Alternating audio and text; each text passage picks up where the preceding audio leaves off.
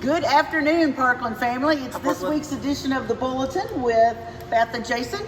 And we're back today to share some more exciting news with you, to keep you updated on some things we started talking about last week. And so, we're just glad to be with you today. We got a couple of comments in the feedback section from last week that people had missed us, and they were glad we were back. And that was nice. That was very nice. We appreciate the fact that you're watching, and we do take this seriously enough because we want you to know what's going on around here. And so, yeah. And this is a great way that we can, Absolutely. in a fun way, let you know what's going on. Yeah.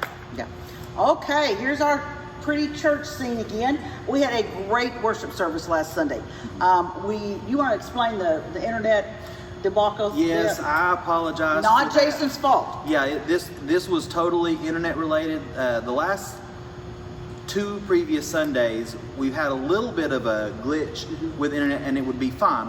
On our end, like the Boxcast would say, not broadcasting, but it was uninterrupted on Facebook and YouTube, so we didn't mess with it. Yeah. But this week, it was all over the place, and it was the internet. It wasn't any of our equipment here. And so we're trying to figure out if it's the wires that we've got coming to the box and stuff. So hopefully we'll get that worked out. But it was on the internet this last week. It was not anything that we were doing, because we were, Amy was over there just giving me the, we don't know what's going on. Yes. And so we apologize for that, but yes. that'll And, happen. we do appreciate several of you text me when things are not looking right, and we appreciate that. Yes, because then absolutely. I can look across the room at Jason and say, it's not going well. And so if you have an experience that you need to let us know about, you just text me during worship, and we'll make sure. We can't always fix it during worship, but at least we know it happened. Yes. And we can see. So thank you for helping us through that. Yes. But last Sunday was a phenomenal day. Dr. Gray was here. Wonderful message. Phenomenal message. We have some new members that joined. Had lots. It was nice that people were comfortable enough to use the gym as an altar.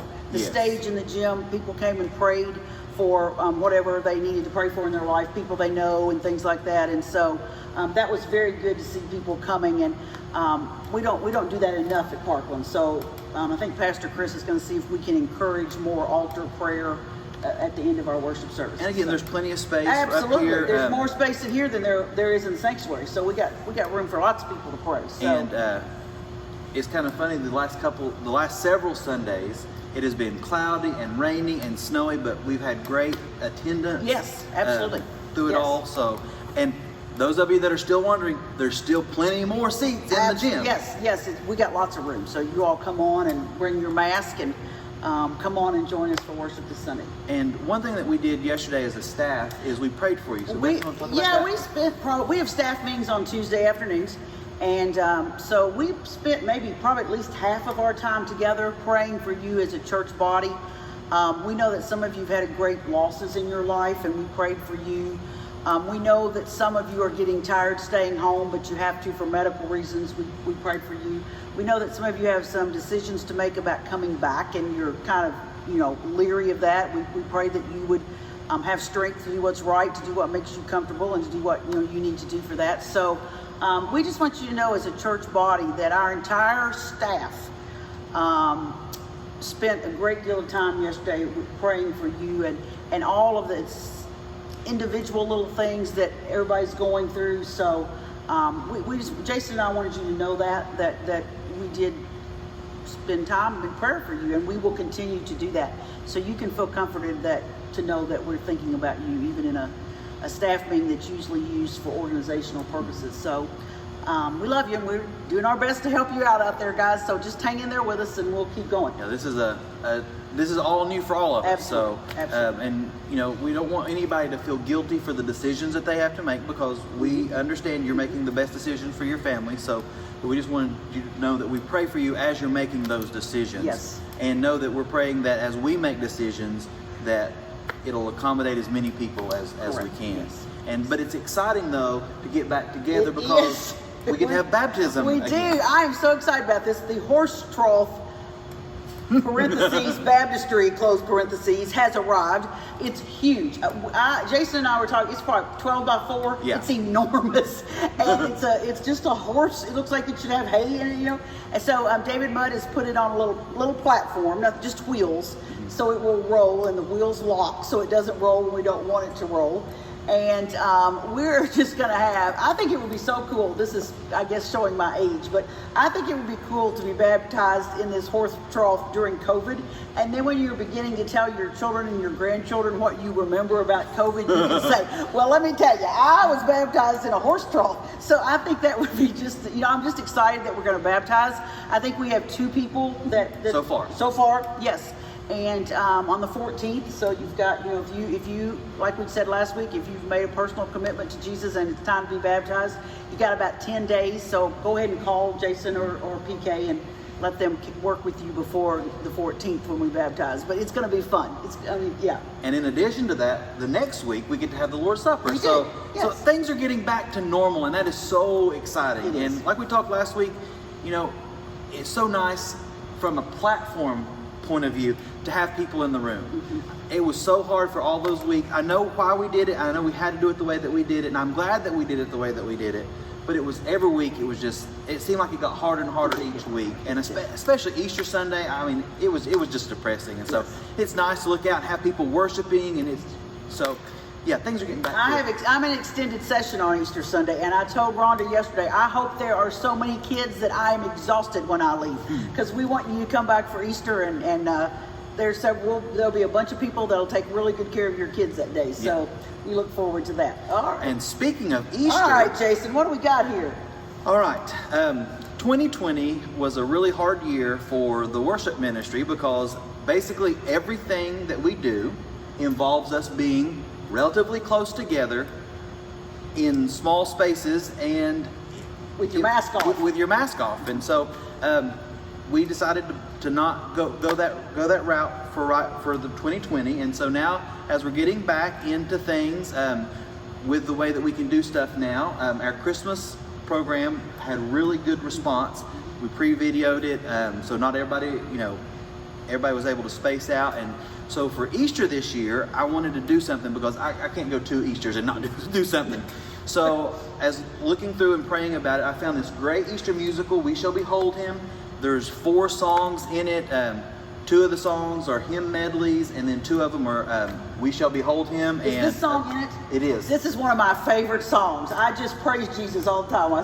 So that'll be great. I'm excited. It's unison in 2 parts. So it'll help with the smaller ensembles, which is looking at 2021. That's kind of the direction that we're going to go as far as the worship ministry, because we need to continue to do what we do, but in a way that keeps people safe. And so I'm looking at doing small ensembles, trios, duets, quartets, sextets, just small ensembles to start back.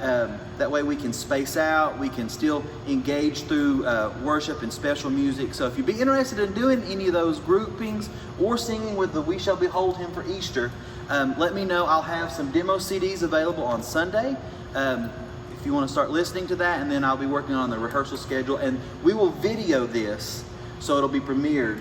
So we won't have like, it won't be here in the gym with a big choir and all that stuff. We'll go ahead and pre-record it and then premiere it like we did the Christmas musical stuff. And so I'm very, very excited about this. So if you'd like to be a part of it, let us know. We're going to try to keep the choir to about 12 people. So if we get past 12, we'll divide into 2 groups. And if we get past 24, we'll just keep dividing and try not to get more than 12 people at a time. And so, like I said, there's 4 songs in it, 2 hymn medleys, and 2 other songs.